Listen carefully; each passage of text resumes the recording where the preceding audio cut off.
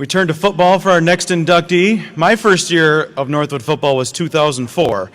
I knew Northwood had a great program and Coach Reitman was a great coach, but I didn't know exactly how the 04 season was going to go. We were playing that school we played down the road to start the year at SVSU. Oh, I said that word. I didn't mean to say that tonight. Doggone it. But little did I know that I would be walking into what probably can be considered the greatest team in school history. And that year we had a defensive end who just made play after play after play. And I knew he was good, but I certainly didn't know that I was witnessing the birth of a long professional career and a great ambassador for Northwood University. To introduce Chris Wilson to the Athletic Hall of Fame, please welcome Jonathan Quarles.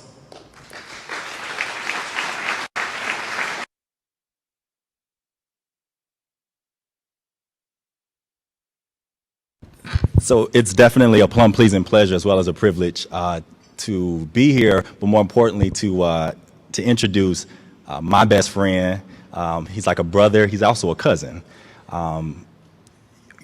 Before preparing, I was thinking last week, what could I say? There's so much that I can say, but the longer I live, the more I realize is that life is not so much of the breaths that we take, but of the moments that take our breath away.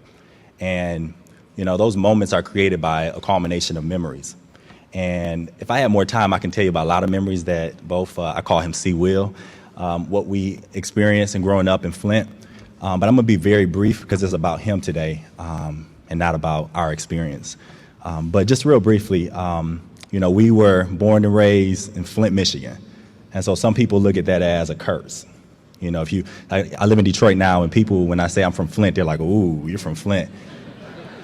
But anybody from Flint understands that that's almost a blessing to us. There's something special about Flint people. If you met anyone from Flint, that's what we pride ourselves on. It's the people, not necessarily the city or the things and the different buildings and businesses and things like that, but the people. We are people that have chips on our shoulders. We believe that we can change the world. We can do whatever we put our mind to. And when I think about C. Will, he is the true example of a Flintstone.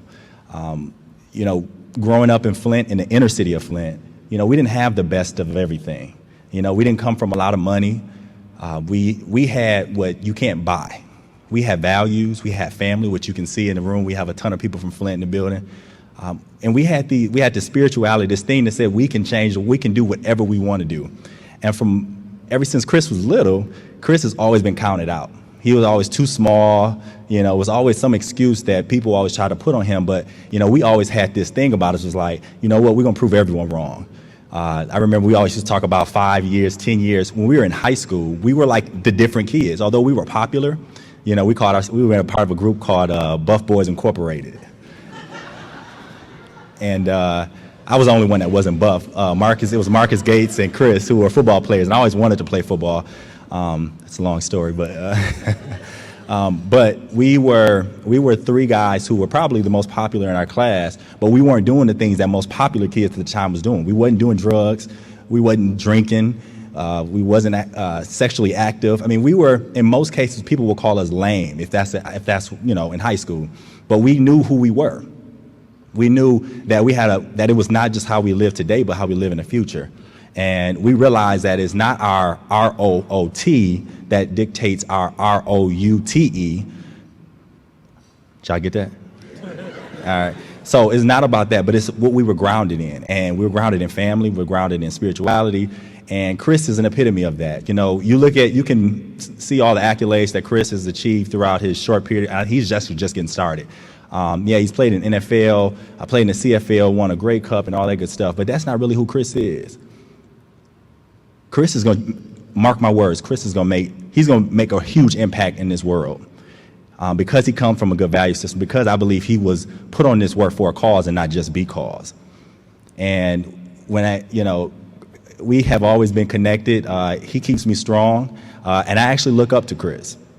Chris is somebody who I've always admired, and I love the fact that he understands the importance of family, of like I said, spirituality, but hard work. And so I'm really looking forward to the future because I think he's just getting started on his calling. I think all of the stuff that he's done in the past from football, and I mean, he was a good athlete, period. I mean, he was All-American track. I mean, he even played basketball. But Chris, all of that stuff was just a platform to now be able to transform the world. And I just want to say to Chris before I ask him to come up, continue to be different. Always remain, I always think about this, the risk of conforming can cause you to be invisible. And I want you to be seen. And not just seen so that you are in the newspaper, which you're on TV all the time, but seen so that the dead, the unborn, and even the living will pause to say, here lived a person that made a difference, that was used thoroughly, and when they left this earth, they actually made it better than what they were entering into. And so without any further ado, I want to introduce Christopher Joshua Wilson, better known as C. Will.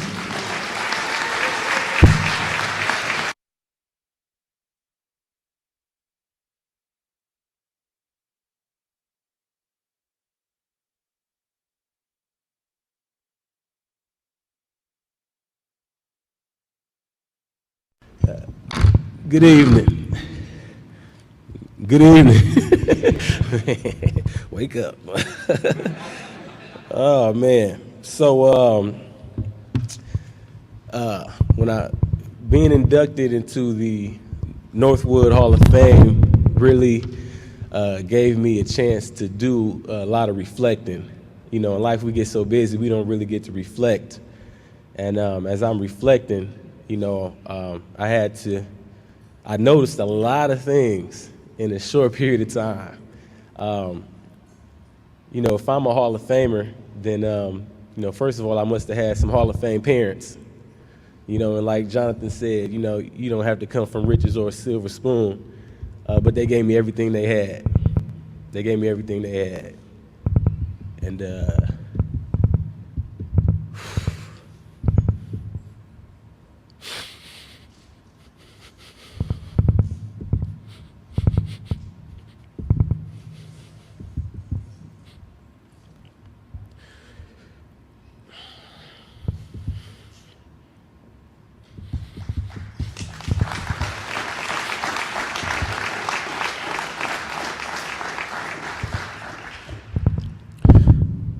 the first thing that they gave me was not a fairy tale. It wasn't some story. It wasn't a do as I say, not as I do. But it was a real understanding of what it means to have a relationship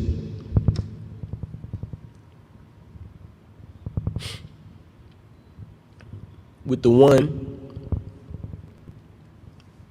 the way, the truth, the light, and the still living God, Jesus Christ.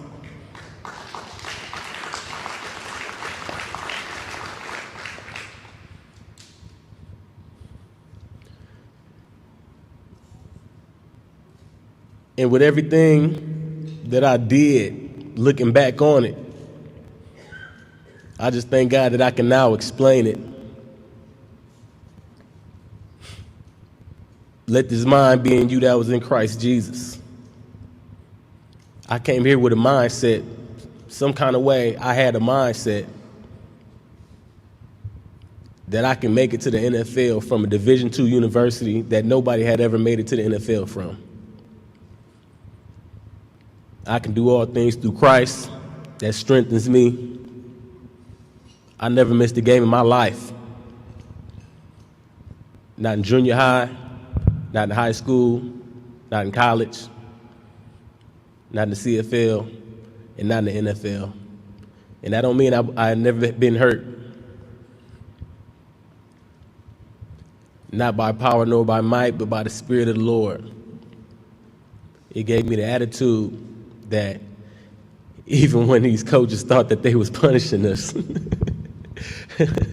we were still having fun because you know what? It's only going to make us better. And it's our job to give it our best and let him do the rest. So if I'm a Hall of Famer, then I must have had some Hall of Fame parents.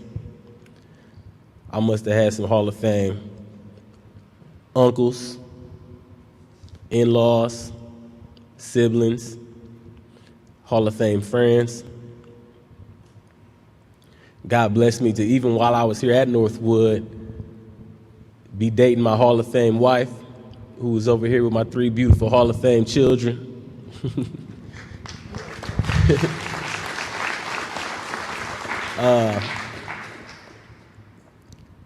Who just stuck with me through everything I endured. I endured sickness. I mean, everything I've been through. I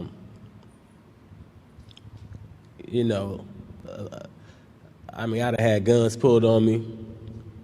I done witnessed shootouts.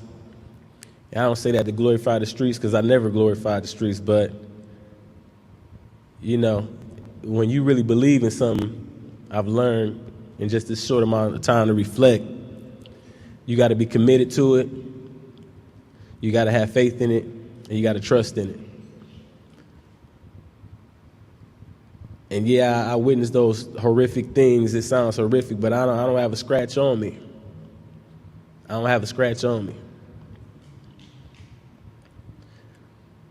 So I just like my family to all just stand for a second, just to be acknowledged.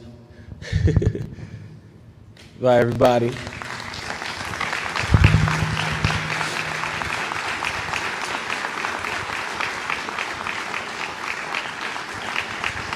My coach thought it was important to come here all the way from Texas. My wife was with me through almost everything I ever been through, and I just want to thank you guys. And I also want to thank my Hall of Fame coaches. I don't, everybody else taking along, so I might as well.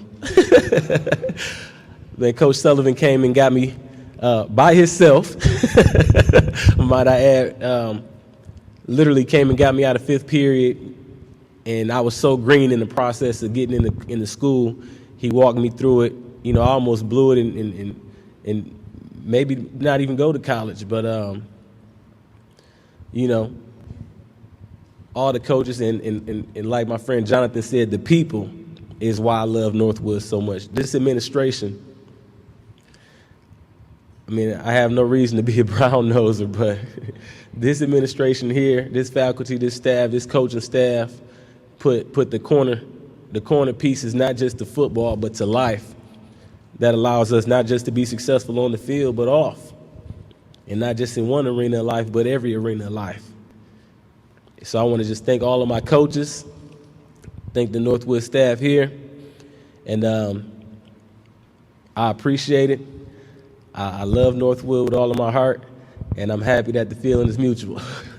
Thank you.